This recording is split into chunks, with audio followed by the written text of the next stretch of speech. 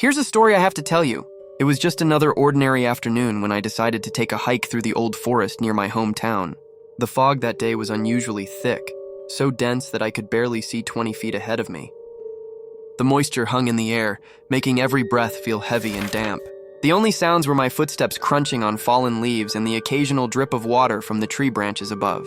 There was something eerie about how the fog seemed to swallow everything, turning familiar trees into looming shadows. As I ventured deeper into the woods, the temperature seemed to drop. That's when I first heard it. A strange crackling sound, like an old radio trying to tune into a station, mixed with what sounded like distant sirens. At first, I thought maybe there was an emergency vehicle on the nearby highway, but something felt different.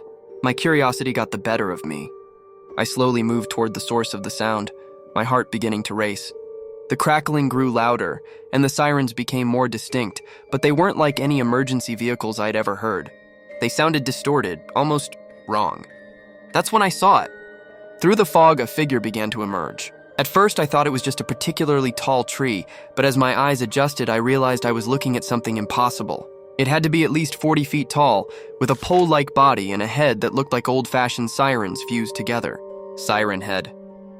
I'd seen pictures online, read the stories, but nothing could have prepared me for seeing it in real life.